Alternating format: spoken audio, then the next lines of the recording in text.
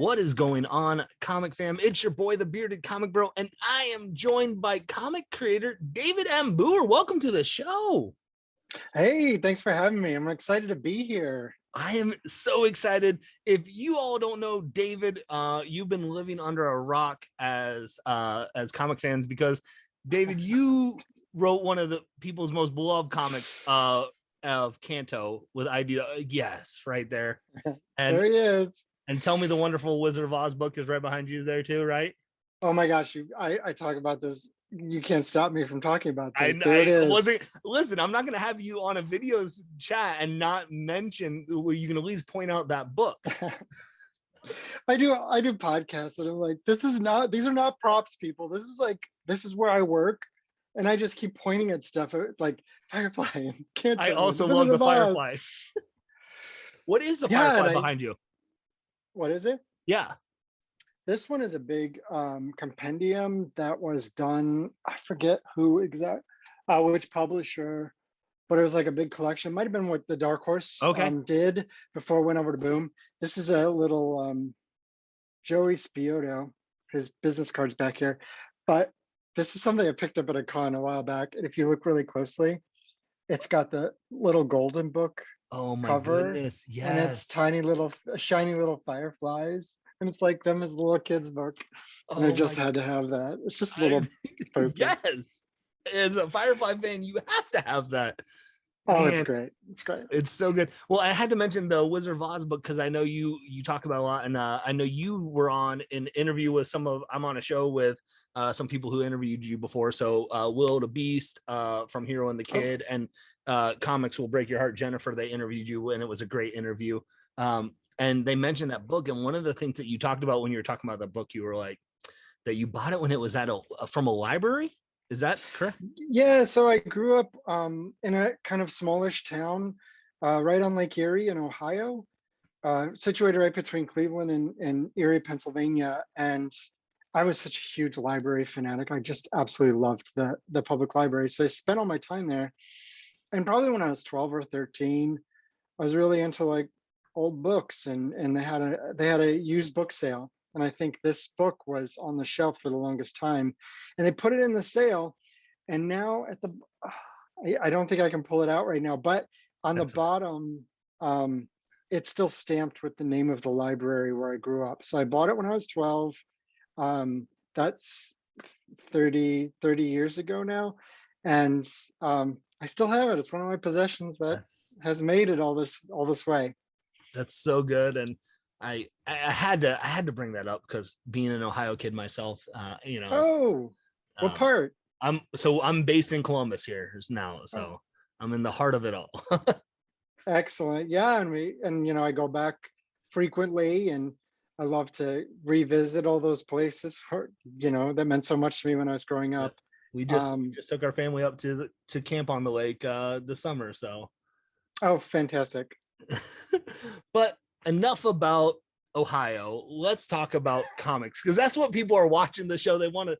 I mean, maybe people watch my show and they want to talk about Ohio. But how did you get into? Have you always liked comics, or was this kind of later on in life? How did you get involved with comics, like as just a fan? Yeah, so I talk about this a lot, and I used to say that I came late to comics, but I think that's wrong. I don't think that you're ever late coming to comics. You might be an adult when you discover them, but everybody has their own journey. And mine, when I was a kid, I really was into Mad Magazine, Far Side, the Sunday Funnies. I used to read the newspaper. We used to have Silly Putty that I don't know. I mean, and then you had it on the Silly Putty. Yes, that dates me. But hey, I kids, did it too.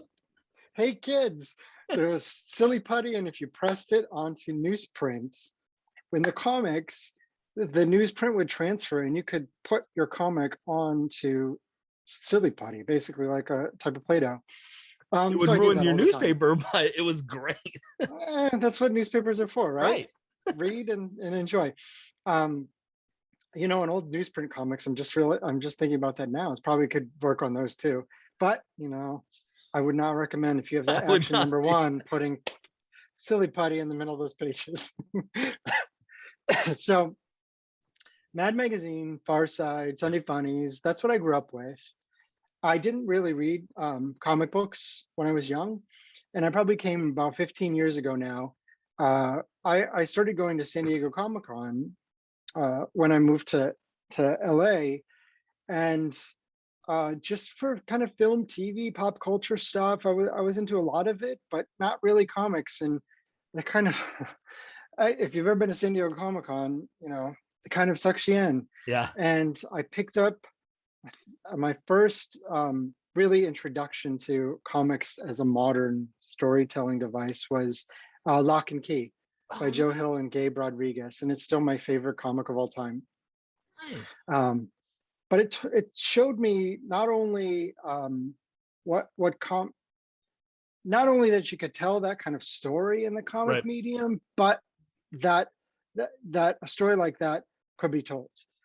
And I just fell in love with it, and I realized I kind of want to do this. I want to try my hand at this. And so I circled back to a lot of the classics like Watchmen and some of the other books that I've read.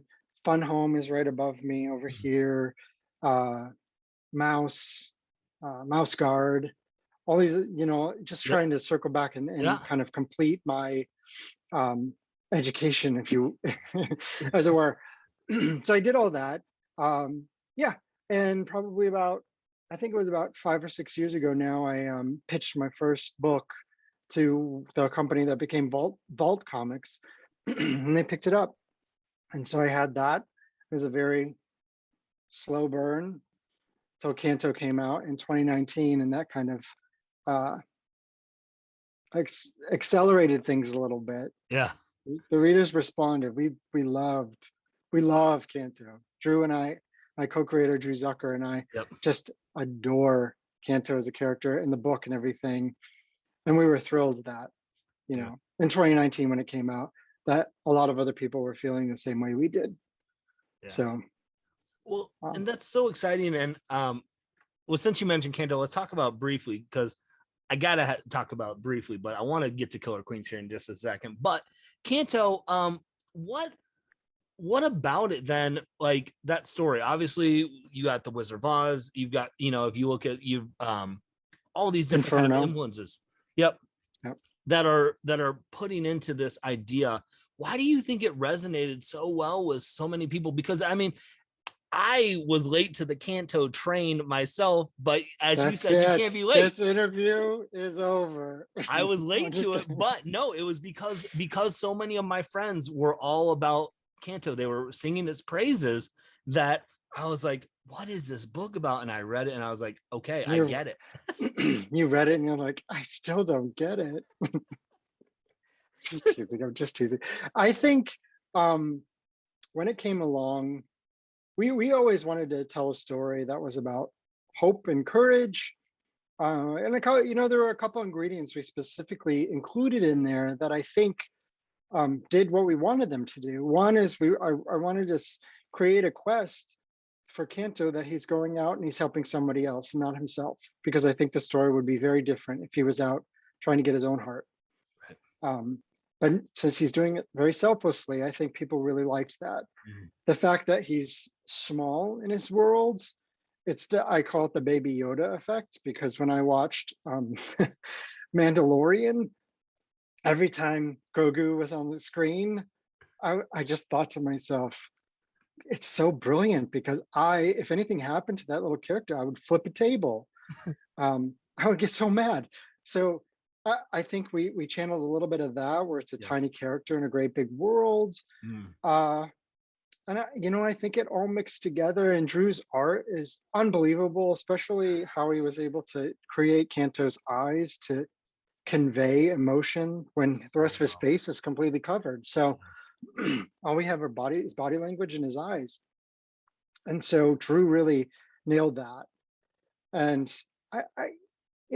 we made Canto a big reason why Canto exists is because Drew and I did not see anything on the shelf that looked like it. Mm. I love I talk about all the time. I love Dark Crystal, Neverending Story, Secret of Nim, Drew's 90s influences are Teenage Mutant Ninja Turtles, the movies. And it feels like there's a gap. There was a gap in the market for those kind of books, Yeah. all ages, fantasy fairy tale that speaks to adults as well as kids. So we just made the book we wanted to read, and it turns out other people wanted to read it too. So we're absolutely floored by the success, and we love all the readers and the fans. We love interacting with them on social media and everything. Yeah. And this book came from a place of us wanting to make it because we wanted to read it. Yeah. And so that's sort of where he sprang from.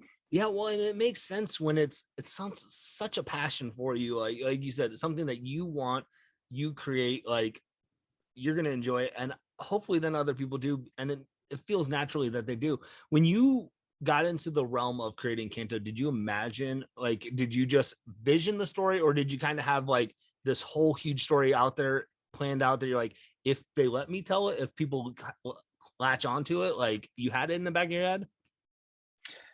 Yeah, so we always had the first story arc, Right. and we hoped it would continue on, but you never know. So Right. we had that first story arc, and we were going to be satisfied with where it ended up. And I mean, you've read it, so it kind of there's a catharsis there. Right. We know that there's still the thread out there, but if we had to leave Canto to his own devices, then we would have done that, right? But we also had a larger story in mind, and we always knew where it was going to end up.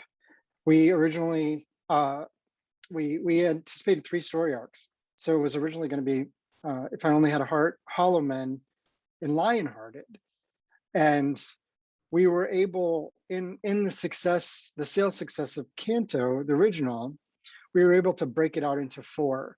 So now we have Lionhearted, and the 4th one is A Place Like Home, and we've got an opportunity to expand the story a little bit beyond the boundaries of even what we had anticipated.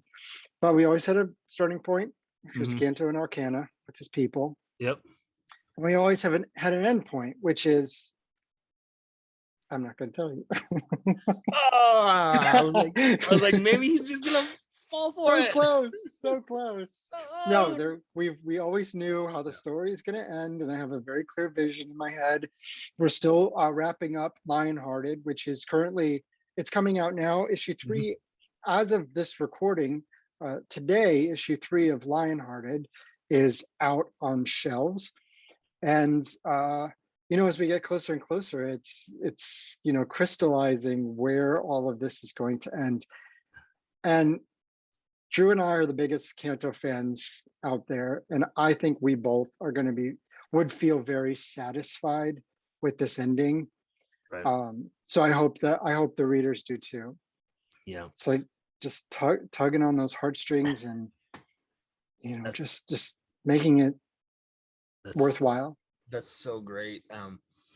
Well, I'm gonna shift the conversation because I feel like you've gotten to talk about Canto a lot on interviews, and Killer Queens is a little bit fresher. So I think it's time we get into some Killer Queens. Killer Queens. It's just slightly different from the Canto. Just a little bit different. People talk about branding and stuff, and I'm just like, just tell the stories you love.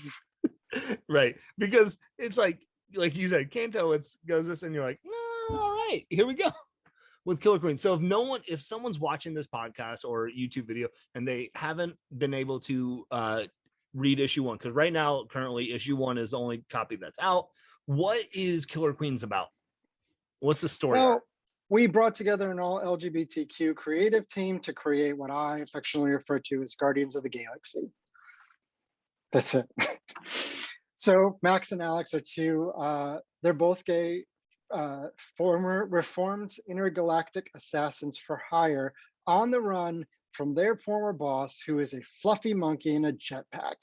He brings on some henchotters to recover the ship that Max and Alex stole from him. Hijinks ensue.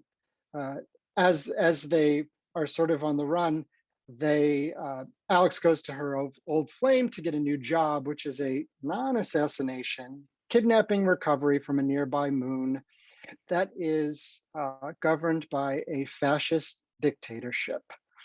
Their meticulous plan goes exactly according to how they laid it out for about 4 seconds. They crash land on the planet, they're taken into custody, and what are the Killer Queens going to do?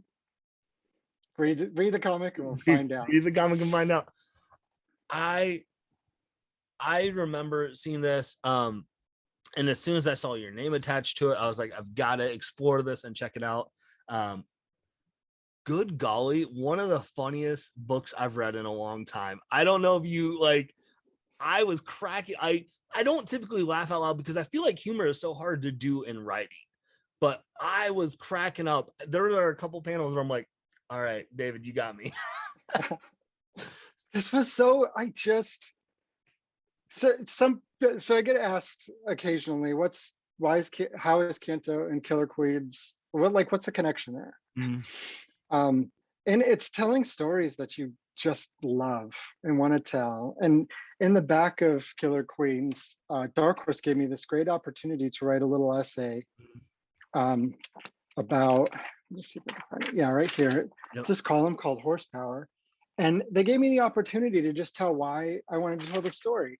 And it's 13-year-old David would have just flipped his lid to read this kind of book. It doesn't take itself too seriously. I just kind of let out all of the weight of like Canto's storytelling, and it's a fable, and you're just world building and all these things. And I just took a moment to lift that weight from my shoulders and tell a story about characters that just are fun and funny and just tongue-in-cheek. They don't take themselves too seriously. We're not taking the book too seriously. It's funny to read some commentary on it. People are like, wow, they just get really serious about the review. And I'm just like, lighten up, people. It's Dragon's Lair. It's Don Bluth. It's freaking Planet Comics through the lens of Guardians of the Galaxy. Don't take it too seriously. Yeah. But it was so much fun to sort of release that weight and just be funny and fun, and just have such a good time with it. Yeah. Well, it's funny because I feel like as comic reviewers and, on YouTube, like we always like, and even with movies and stuff, we're always like, well, it needs to be at this certain type of storytelling at all times. Like it has to be this type of thing. And it's like, sometimes you want to just sit back and laugh. Like you don't need, like you said, the fable aspect. You want the inner, like just unwind and have a blast and not take yourself too seriously. Everybody, it's just like comics right now. Yeah. If you're not all serious and gloom and doom, I'm like, people, these are funny books. Yes. These, for decades, kids would roll these up and put them in their back pocket. And somehow we have lost a little bit of touch with that, which is fine. I mean, there's lots of places for great serious storytelling and horror and fantasy and just sci-fi, all these big weighty concepts. And that's what Watchmen does, and there's plenty of room for that. Yeah. But there's also room to be funny, and to have that expectation as a reviewer or reader is that you're always going to get one type of book, I think is a failure of the market, right, not a failure of the reader or the reviewer. I don't begrudge reviewers who come to this and are like, yeah, it doesn't have the weight, it doesn't have the gravitas that I'm looking for. And I don't begrudge you for that, because you've been conditioned to look for that. Yeah. So, but I guess bottom line is, Greg, it's fun. It is. Gang, if you're watching this and you haven't read it, it is a fun read. I think it's like the fourth panel, it's right after the opening fight scene. You put a part in the storytelling where it's just right there, that page right there, This one, where you have like, this whole dialogue of like, do oh, so not this is take what we're doing now. We're literally just telling stuff that we know what's happening. Okay. And you do it in such a smart, witty way that you're telling people how we got to where we're at in the story by Alex and Max, by having this conversation. And I'm like, that's such a well done, rather than having this like narration of, you know, like, this is what happened or a flashback. You just tell it of like, oh, we're repeating things that we already know. Cool. telling each other stuff that we already know. Okay. Um, yeah, this one page is backstory, world building, all that fun stuff. And of course, there's stuff in there. You know, knock on wood, we get to tell, you know, another story with these killer queens. That's all stuff that we can mine and we can develop Right. the characters and things. I am such a huge believer in not dumping exposition and world building right out of the gate. I don't need to know how many planets are in this system, how big the galaxy is, what the alien, you know, what the different competing religions and political Right. philosophies are. I don't need to know any of that, honestly. I just want to have a couple of characters that I want to follow whatever happens, wherever they go. And when we need to build the world out, we'll build it out. But until that point, just enjoy the ride. Same thing is exactly the same approach with Canto. He's starts out as a slave in a world Mhm. where his people don't know what's out there. They don't know what the history is. They don't know their own history. They don't have any, they don't have names. They're not allowed to have relationships with each other. They literally know nothing about their world. And as a reader, when you start Canto, you probably don't know anything about their world either. So we give it to you as Canto goes along in his adventure. And I think that's the best way to world build, is Yeah. to build it when you need it, not when you think the reader wants it. Yeah. I think it's great. Well, because you've created two characters, well, three, and we'll get to the third character we haven't mentioned too much yet, but you created characters of Alex and Max who, like you said, I want to follow their journey. I want to follow the hijinks that ensue. But then I believe you said it's Beatty, Beatty, the furry flying monkey. don't call him Fluffy. And his hench otters. And his People hench. love those hench otters. There's Beatty. Oh, He's got a little leisure suit on. He's a fluffy monkey with a jetpack. it's so good. Well, I'm gonna say it here, and I've said it before.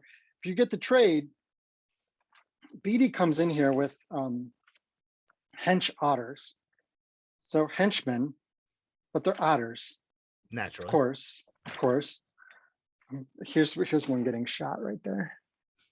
So everybody has been responding to them. So I've actually written a 6-page short that's going in the trade exclusively. That's called Killer Queens Presents Harry the Hench Otter in It's Not Easy Being Mean. It's just hench otters talking about how hard it is when you're so cute to be a bad guy. I love it because you even mentioned that in there. Like, I don't want to shoot them. There's no, well, I can't shoot them. They're adorable. Oh. Imagine if you're trying to be a really intimidating hench person, but you got an otter face. And come on, it's got to be hard.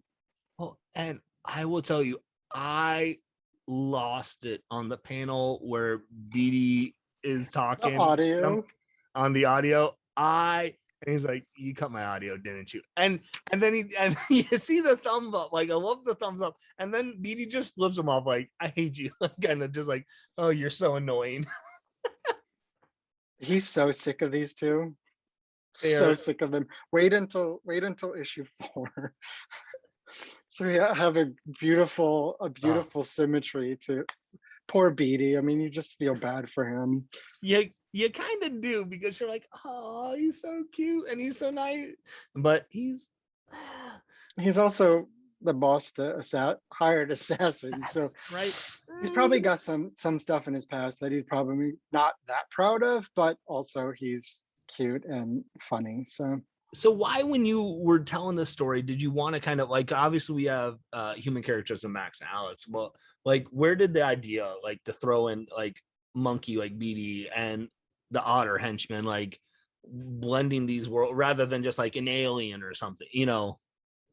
Well, yeah. So I mean, we're first of all, we're just having fun with it, Right. Oh and then yeah. second of all, the beady is an actual species of monkey, and it's got a blue face with like bronze fur, and it's just so cool looking and so cute that we thought, why not put him in a leisure suit and give him a jetpack? And here we are. We've got anthropomorphic characters now. We've got alien characters. Who knows what else is out in the galaxy? Right. And we will hopefully have the opportunity to find out. That's awesome. And you mentioned earlier in the show that the whole creative team is LGBTQ plus behind it. Was this kind of like, was that a goal intending like, hey, this is a story we want to tell as a collective, or was it, did it kind of just kind of start to hand that like fit that way, and then you're like, well, let's make it go that way? No, we actually set out Okay. specifically as a strategy to pull together an all LGBTQ creative team.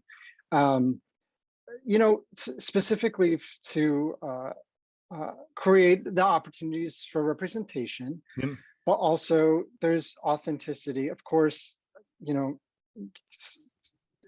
straight creators can write gay characters, and that's not my mindset. Isn't that you're right. exclusively Yeah.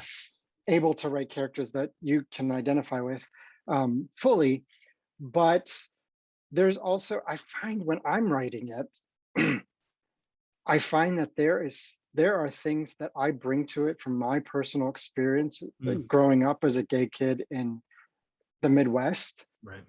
emotions, psychological pieces of it that I can see coming out in my writing. I'm doing another project right now with two LGBTQ main characters, and as I'm writing them, I think I just surprise myself sometimes how I pull out uh, not specifically experiences, but my approach Mm, to situations, to yeah. interacting with people that have come that I have developed because, being um, part of the LGBTQ community for Mhm. my life. And so I enjoy seeing that level of authenticity and representation in the book. And, it's a super gay book. So we're just like, let's just do it. We're in for a penny, in for a pound. Let's just go for it. But it's, I think it is appropriate to have these stories out there that there's representation, because I've had a lot of friends that have reached out to me knowing that I get comics, and so like whenever that representation shows up in a comic book, they're like, have you heard about this comic, is it good? And I'm like, it's allowing people to have that. So I think that's a great thing, and you're telling a hilarious story through the midst of it. Well, and that was my goal too, is it's not a coming out story. It's not a bullying story. It's not about homophobia or any of the topics that you Mm, think in the forefront of LGBTQ issues. It's a sci-fi romp that just so happens to star two characters who happen to be gay. right. So I set out for it to be broadly appealing, and particularly create a particular connection between LGBTQ readers and this story, seeing some representation there. Mhm. So some people push it into a niche of queer stories, and that's fine. Everybody brings their own experience to it. Right.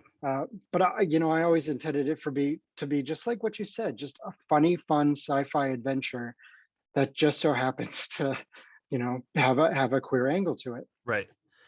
and I like that idea. That I didn't even think about it as reading, but like there, like you said, it's just telling a fun story. You're not dealing with some of the other aspects that have come up in conversations or in comic books that you would expect. And Issues. yeah, with all the There's issues that are out there. there's tons of stories that do that, Yep. and there are definitely a place for all those stories. I just did not.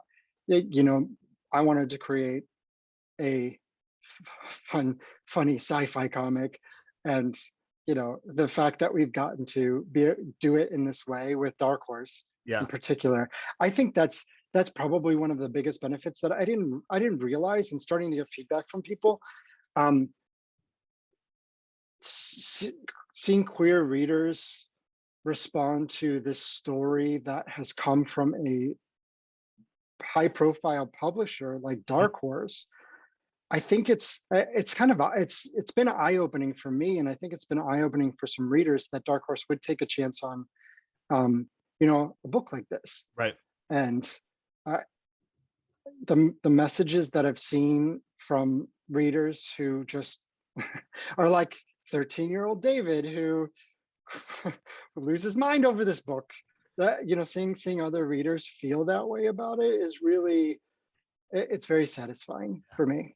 That's got to be a good, like when you, like you said, you intended to write it out of, in the article you said in the back of the book, of to write a book that 13-year-old David would love, and then you're getting some of those messages that you're like, okay, this is like a 13-year-old David saying like, I love this book, and like that's got to be like, yes, this is why I did what I did, and like that's got to be, it's got to feel good.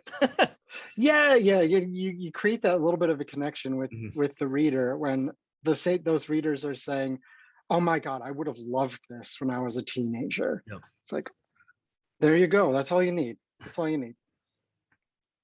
Well, uh, David, I'm gonna wrap this up and briefly because I want to respect your time, but I've got to ask. So you say, I know this is 4 issue arc, but you kind of said that if there's a possibility, you have more ideas for the story if it takes off. Yeah, absolutely. Okay. Um, I just encourage everybody to go out and grab a copy, and Yep. then grab a copy of issue 2 and keep the sales going, and particularly the trade Mm. that you can put on your shelf. The orders for the trade, I think, probably will be a big factor into the new story. But if you're digging Killer Queens, the second arc, I think we're going to find out what in the world is the Space Pride Festival. We're going to see what that is. Yes. So, gang, you've heard it here first. And I've said this all the time when I bring on creators. If you like the book or you want more story, buy it. Tell people about it, because publishers do that. If it sells, guess what? They want more. So support. And you definitely want more of this. We're going to You do do. like 4 issue snippets. So we can, I mean, there's 100, if you want to call them episodes. Oh, I got 100 different ideas. that's, I do want to give a huge shout out to the creative team. It's yeah. Claudia Balboni on art, Harry Saxton on colors, and Lucas Catoni on letters. Uh, it comes from Dark Horse Comics, and I'm not sure when this is going to be posted, but issue 1 is already out, and issue 2 is imminent or will be on shelves by the time you're listening to this. Yeah. It'll be very shortly after you see this video. Issue 2 will come out, and I'm excited for that. David, is there anything else that you are working on that you want to mention, or is it just focusing right now on? Because I know you're busy with Canto, I know you're busy with Killer Queens right now. But is there anything else you kind of got work that you're working on? Sure, I got a couple of things I'd love to mention. One is I'm doing, I wrote a one-shot issue of Firefly for Boom Studios. As you can see, my fanboy above me. That's slated to come out on September 29th. So you will have a chance to pick that up. Great covers by Adam Gorham and Christian Ward. And if you're a Firefly fan, I got to tell the story about how Simon broke River out of the Academy, leading up to the opening pilot issue or pilot episode of the Firefly series when she's in the cryo crate on Serenity. So I have that, and then we didn't talk about it, but Canto is in development for a animated feature film with Will Smith's Westbrook Studios. And Drew Zucker and I are the co-creators, are executive producing, and I'm writing the screenplay. So that's still going, and So hopefully. is that in the, so that's kind of you're working on the screenplay for them, and then that's where they move forward with once you bring that to the table? Yeah, kind of everything is moving forward at Yep. once. So fingers crossed we can get it over the finish line. But yeah, there's a couple of things that I personally am looking forward to coming down the pike. That's so cool. Yeah, I saw that because that announcement with the company happened what, early 2021 here. Yeah, I think it was March, Yep. March of 21 that that Westbrook had optioned it, and so it's It's it's a process. it. So I'm we sure it is. I am sure it is. so we are definitely moving along with that. And I've got to ask you, since you mentioned the Firefly book, obviously you were a fan before this. So how cool was that to get to write a comic for a series, a fandom that you already loved? I adore Firefly. It's my number one sci-fi franchise. I just love it. And for all the confluence of events that came together Yeah, to give me that opportunity, yeah, it's I mean it's a dream come true, that's so honestly. cool. So Well, David, thank you so much for just taking some time to talk about everything with me with comics, with Canto and Killer Queens. This has been so much fun. well, thanks for having me on. I've been looking forward to this, and it's just great. Yeah, So thank you for chatting it up with me. absolutely. So, gang, again, go. I'm sure you're already in Canto, so go continue to buy Canto. Go support Canto, but go buy Killer Queens right now. You're gonna laugh. I guarantee you, it's fun. Go check it out. Dark Horse Comics. You're gonna love it. Please go support it. And with that being said, hopefully you can find some time this weekend to curl up, grab a book, and nerd out. Peace.